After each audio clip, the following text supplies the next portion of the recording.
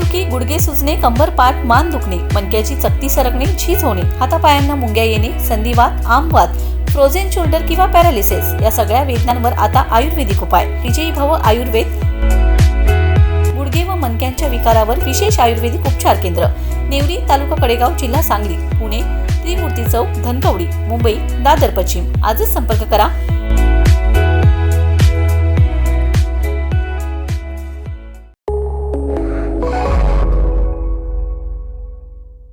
नमस्कार, मी मयुरी आणि आपण पाहत आहात 7 स्टार न्यूज.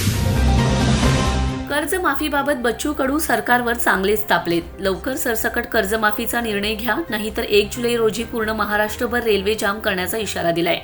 पुढे बोलताना बच्चू कडू म्हणालेत की 30 जूनपर्यंत सरकारने निर्णय न घेतल्यास संपूर्ण महाराष्ट्रातील रेल्वे जाम करणार आहे. आता सरकार कर्जमुक्ती करणार किंवा तशा हालचाली सुरू झाल्या आहे त्याच्याबद्दल सरकारचा आभार आहे, परंतु सरकार चालू वर्षाची कर्जमाफी करणार नाही असं एकंदरीत चित्र आहे. मला वाटते मी देवाभाऊला आठवण करून देतो का आपण नेहमी पत्रकार परिषदमध्ये किंवा नेहमी तुम्ही सांगत होते, येऊ दे ना रे, नेहमी सांगत होते का दुष्काळ पडल्याशिवाय कर्जमाफी कशी करता येईल. जेव्हा कर्जमाफी करायची नव्हती, वेळ काढून घ्यायचा होता, तेव्हा देवाभाऊ काय म्हणायचे माहिती आहे तुम्हाला? आता जर कर्जमाफी पडली तर दुष्काळ पडल्यावर पुन्हा करावं लागेल. त्याच्यानं दुष्काळ पडला तर मग कर्जमाफी करता येणार नाही आम्हाला. आता देवाभाऊनं काय केलं, स्वतःच बोलले आणि स्वतःच फसले, अशी एकंदरीत व्यवस्था आलेली आहे. आता देवाभाऊ म्हणतोय आम्ही थकीत कर्ज माफ करतो. आमचं असं म्हणणं आहे का या 25-26चं चालू कर्ज जे आहे, हे चालू कर्जात सगळ्यात जास्त दुष्काळ पडलेला आहे. अर्धा अधिक मराठवाडा आणि पश्चिम महाराष्ट्र काही वाहून गेला. विदर्भातल्या काही जिल्ह्यामध्ये प्रचंड प्रभाव पडला आणि सगळ्यात मोठी गोष्ट आहे का हमीभाव एकाही पिकाला भेटला नाही. 20% खरेदी फक्त झालेली आहे सोयाबीनची. 2018 मध्ये सोयाबीनचे भाव 4,000 होते आणि 2026 मध्ये सोयाबीन 3,500 विकावं लागतं, 500 रुपये कमी भावानं विकावं लागतं.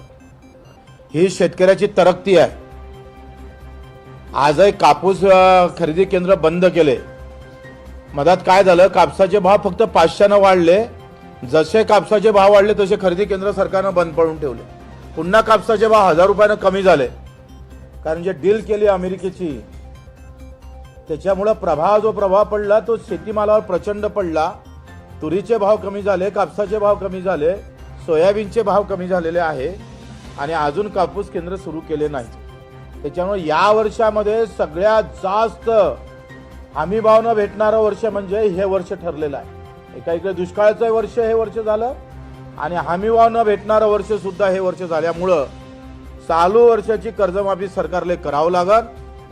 आम्ही नेहमी आव्हान ठोकलंय का जर कर्जमाफी केली नाही 30 जून पर्यंत आम्ही तुमची वाट पाहू, पण 30 जून नंतर 1 जुलैला आम्ही पूर्ण महाराष्ट्रभर रेल्वे जाम केल्याशिवाय राहणार नाही. पूर्ण रेल्वे जाम करू. Bureau report 7 star news.